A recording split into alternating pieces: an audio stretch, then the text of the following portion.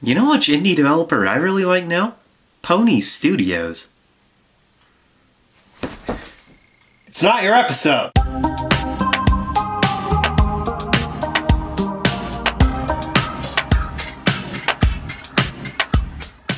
What's up, my little cheese biscuits? And every time I see indie developers come out with a new idea, I always keep thinking about how they're willing to take more risks, they're willing to be more creative than those big shot developers that make a killer off of their games without even doing much. I'm not going to go into specifics as to who those developers are in this because I'm mainly focused on what Pony Studios is actually going to come out with in the next few months or next month, depending on how things go. And basically, it's a new game called Cloudberry Kingdom. From what I've seen so far, each level is randomly generated based on your preferred difficulty settings and whatnot. In other words, no matter how many times you play this game, you're always going to have a different experience. If you go to look up footage for this game, you might be thinking, well, it's just another Super Meat Boy where it's ridiculously tough. I'm not going to play that. Well, if difficulty is really something that's concerning you at this point, don't worry. You can turn down the difficulty if you want. From what I've seen, the easiest difficulty is basically you just hop over a whole bunch of gaps and that's about it. For those nuts that feel like a platformer isn't challenging enough at all, you can crank up the difficulty to the highest difficulty of masochistic.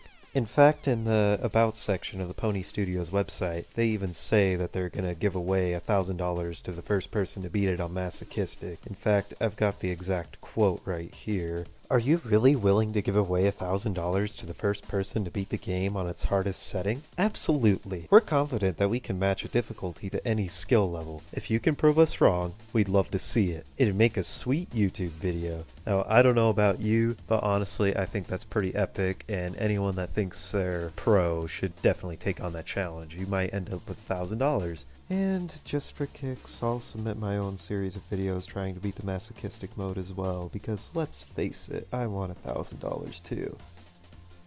I'm pretty sure you can all see the major disaster coming out of that.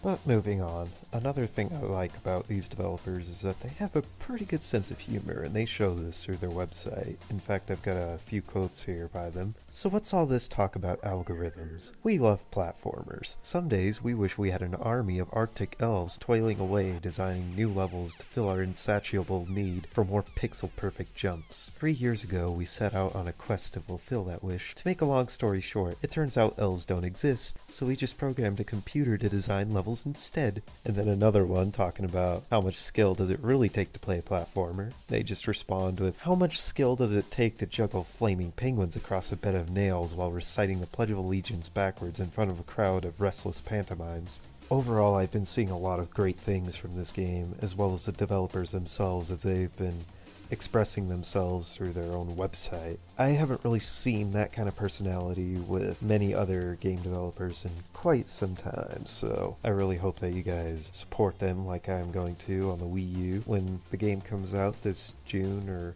May or whenever.